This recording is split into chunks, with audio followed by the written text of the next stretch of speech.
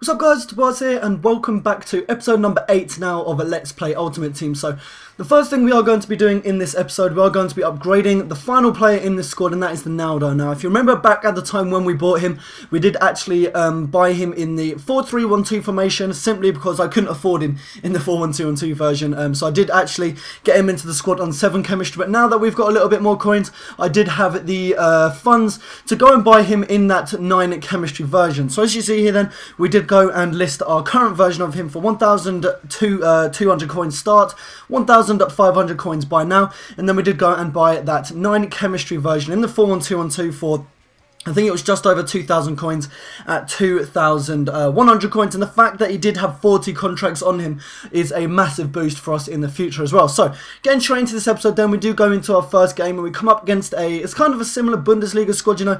He's running a different formation, he's got a few other players in there, but to start off then, my god, Juve, like, you guys must be getting so bored of me banging on about how good Juve is, but 800 coins and he's been scoring, literally, he's been scoring like every single game, if not 2 goals, but unfortunately, we didn't even manage to gain the lead at the beginning of this game. My opposition did take the lead with the 1-0 from Muller. He got a really, I don't know if it's lucky because my centre-back simply just couldn't outpower him on that header. So Muller did manage to find his head on that to give him the lead.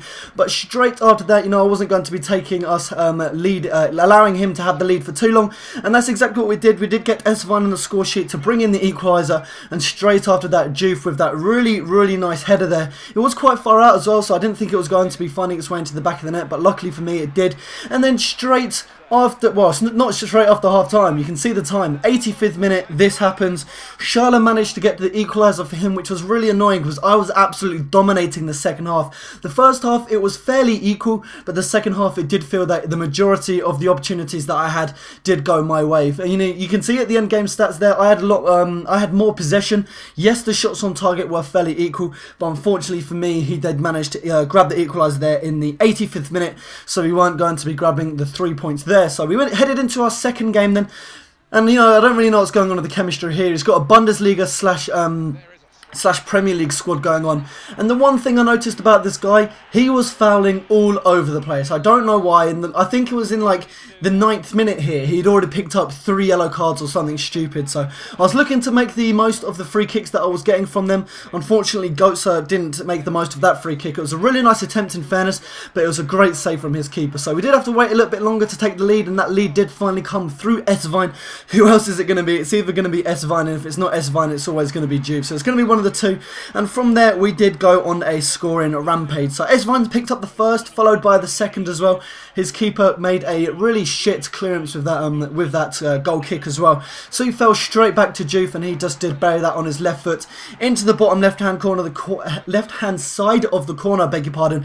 So that did mean that we were throwing up a really nice through ball there to S-Vine. S-Vine and Juice pace literally is going to cause my opposition so many problems, and that's why I'm finding this squad so fun to play with at the minute. So half time, you can see there then we were 4-0 up, so it did look like we were going to be getting the 3 points. There was no way this guy was going to be clawing his way back. We did manage to grab a final goal here in the whatever minute that is, 47th minute with S-Vine. 5-0, and that guy was just like, yep, fuck that, and he did peace out and rage quit. So with every single rage quit in this series, he was going to be receiving that See a Nerd message. So unfortunately, we didn't have enough coins to make the upgrades that I do want to make to the squad, so we're going to have to wait until we get a little bit more.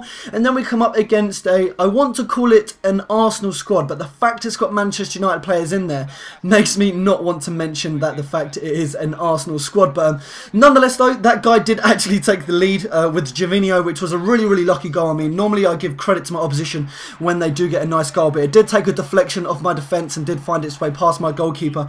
But with Felipe Santana in the box from corners, he is always going to get on the score sheet sooner or later. With that height and that heading and his jumping, there is no way that he is going to be not scoring for this club. So Felipe Santana did get on the score sheet, followed by a nice goal from S-Vine to give us the lead, which is absolutely awesome. And then straight after that, we did get I don't know, I guess it is kind of a lucky penalty. You know, I didn't really think that it was going to be given, but it was, so I'm not going to be complaining. We got Goetze on the end of that. 36th minute, he buried that in the top left, which is absolutely awesome. Straight after that then, Look at that, another penalty. I don't know what this guy was doing. I think by the end of this game, he did manage to find himself at 2 red cards.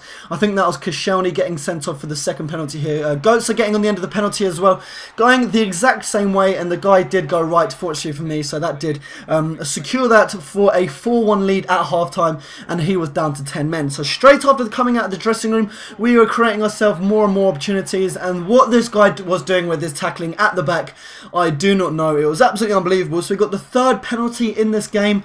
Goats getting this third goal for him, a nice hat-trick there with penalties, and he did go left again, so this guy didn't seem to be learning that every single penalty I was getting, I was always going to be going left. So that was another nice 3 points, which was absolutely awesome. I think that was 7 points out of the possible 3 games that we did play in this episode, which is awesome. As you can see, we are nearly out of that relegation zone. But that is all for this episode. I hope you did enjoy it. We're just going to have a look here at the club stats. As you can see, Goats is currently the top scorer for the club with 17 goals, followed 1 goal behind by Juve. So I reckon in the next episode, Juve's going to be taking that and going to be the top goal scorer in this club. But I hope you did enjoy this episode.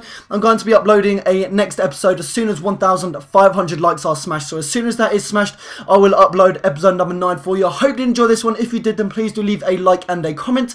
And until my next one, I'll be speaking to you guys later. Take care.